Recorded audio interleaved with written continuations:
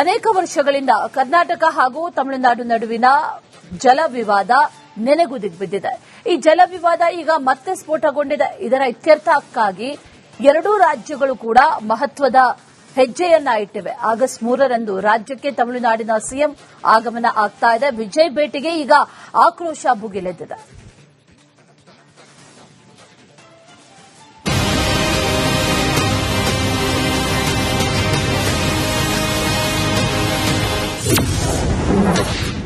August 3ರಂದು ರಾಜ್ಯಕ್ಕೆ ತಮಿಳುನಾಡಿನ CM Vijay ಆಗಮನ ಬೆನ್ನಲ್ಲೇ ದಿನಕ್ಕೊಂದು ಬೆಳವಣಿಗೆ. ತಮಿಳುನಾಡು ಮತ್ತೆ ಕರ್ನಾಟಕದ ಮಧ್ಯೆ ಕಾವೇರಿ ನೀರಿನ ಬಿಕ್ಕಟ್ಟಿನ ಸಮಸ್ಯೆ ದಿನೇ ದಿನೇ ಜಾಸ್ತಿ ಆಗ್ತಾ ಇದೆ.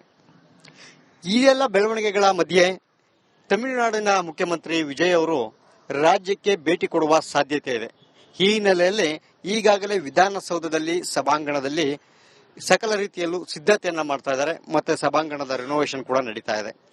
ಹಾಗಿದ್ರೆ ತಮಿಳುನಾಡಿನ ಮುಖ್ಯಮಂತ್ರಿ ರಾಜ್ಯಕ್ಕೆ ಭೇಟಿ ಕೊಟ್ರೆ ಯಾವೆಲ್ಲ ವಿಚಾರಗಳು ಚರ್ಚೆಗೆ ಬರಬಹುದು, ಮತ್ತೆ ಯಾವೆಲ್ಲ ಸಮಸ್ಯೆಗಳಿಗೆ ಬಗೆಹರಿಬಹುದು, ಯಾವೆಲ್ಲ ಸಮಸ್ಯೆಗಳಿಗೆ ಪರಿಹಾರ ಕಂಡುಕೋಬಹುದು, ಹಾಗಿದ್ರೆ ಇಬ್ಬರು ನಾಯಕರ ಸೌಹಾರ್ದತೆಯಿಂದ ಎಲ್ಲ ಸಮಸ್ಯೆಗಳು ಕಾವೇರಿ ಮೇಕೆದಾಟು ಈ ಎಲ್ಲ ಸಮಸ್ಯೆಗಳು ಬಗೆಹರಿದು ಬಿಡುತ್ತಾ? ಈ ಬಗ್ಗೆ ಒಂದು ಇಂಟ್ರೆಸ್ಟಿಂಗ್ ಸ್ಟೋರಿ ಹೇಳ್ತೀವಿ. ಇಲ್ಲಿದೆ ಕಂಪ್ಲೀಟ್ ಡೀಟೇಲ್ಸ್, ನೋಡ್ಕೊಂಬನ್ನಿ.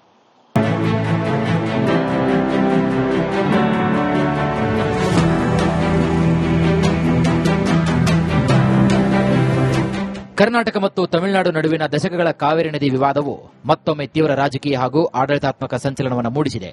ಮೇಕೆದಾಟು ವಿಷಯದಲ್ಲಿ ರಾಜ್ಯ ಸಿಹಿ ಸುದ್ದಿ ಸಿಕ್ಕರೆ ಕಾವೇರಿ ನದಿ ಹಂಚಿಕೆ ವಿಚಾರದಲ್ಲಿ ಕರ್ನಾಟಕಕ್ಕೆ ಹಿನ್ನಡೆಯಾಗಿದೆ.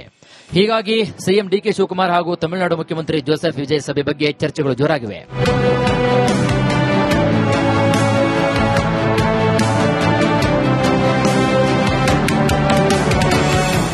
ಅನೇಕ ವರ್ಷಗಳಿಂದ ನೆನೆಗುದಿಗೆ ಬಿದ್ದಿರುವಂತಹ ಕರ್ನಾಟಕ ಮತ್ತು ತಮಿಳುನಾಡು ರಾಜ್ಯಗಳ ನಡುವಿನ ಜಲ ವಿವಾದ ಇತ್ಯರ್ಥಕ್ಕಾಗಿ ಮಹತ್ವದ ಹೆಜ್ಜೆಯನ್ನು ಇರಿಸಲಾಗಿದೆ.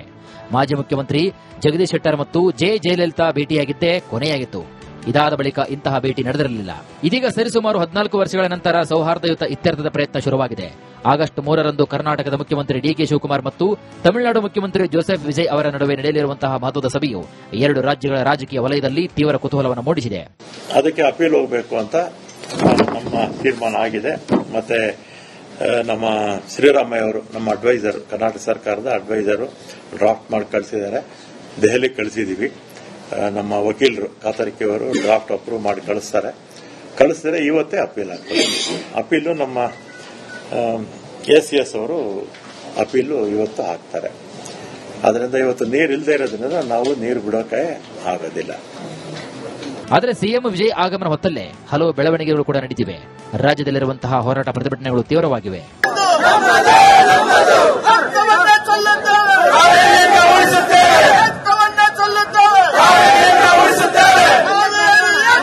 ಇಷ್ಟೆಲ್ಲ ಬೆಳವಣಿಗೆಗಳ ಮಧ್ಯೆ ದೆಹಲಿಯಲ್ಲಿ ಮಾತನಾಡಿರುವಂತಹ ಡಿಕೆಶಿ ವಿಜಯ್ ಅವರು ರಾಜ್ಯಕ್ಕೆ ಬರುವ ಇಂಗಿತವನ್ನು ವ್ಯಕ್ತಪಡಿಸಿದ್ದಾರೆ. ಅವರನ್ನ ಸ್ವಾಗತಿಸುತ್ತೇವೆ ಅಂತ ಹೇಳಿದ್ದಾರೆ. ಅಪೀಲ್ ಮಾಡಲಿಕ್ಕೆ ನಮ್ಮ ಮಂತ್ರಿಗಳು ರಾಮಲಿಂಗಾರೆಡ್ಡಿಯವರು ಮತ್ತು ಎಲ್ಲ ಅಧಿಕಾರಿಗಳ ಹತ್ರ ಚರ್ಚೆ ಮಾಡಿದ್ದೇನೆ. Against the cartel we are appealing.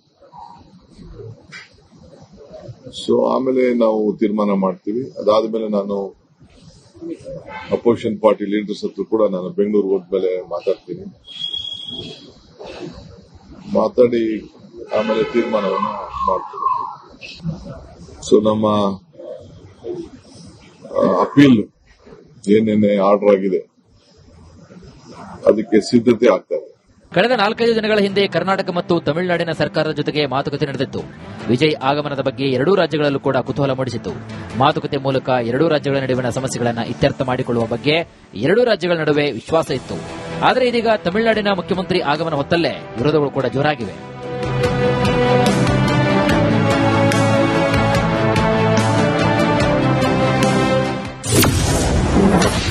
Vijay ಆಗಮನಕ್ಕೆ Kannada ಸಂಘಟನೆಗಳ ವಿರೋಧ. ಕನ್ನಡ ಪರ ಸಂಘಟನೆಗಳು ಬೀದಿಗಿಳಿದಿದ್ದಾವೆ. ಜೊತೆಗೆ ಮಂಡ್ಯದಲ್ಲಿ ಪ್ರತಿಭಟನೆ ಕಾವು ಕೂಡ ಜೋರಾಗುವ ಸಾಧ್ಯತೆ ಇದೆ.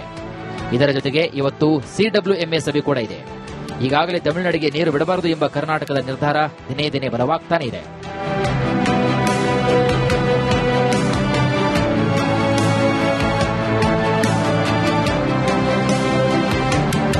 ಎರಡು ರಾಜ್ಯಗಳ ನಡುವಿನ ಕಾನೂನು ಸಂಘರ್ಷವು ಜೋರಾಗ್ತಾ ಇದೆ. ಇನ್ನು ಈ ಮಧ್ಯೆ ತಮಿಳುನಾಡಿನ ಮುಖ್ಯಮಂತ್ರಿ ವಿಜಯ್ ರಾಜ್ಯಕ್ಕೆ ಬಂದರೆ ಲಾ ಅಂಡ್ ಆರ್ಡರ್ ಸಮಸ್ಯೆ ಆಗುವ ಸಾಧ್ಯತೆ ಕೂಡ ಇದೆ.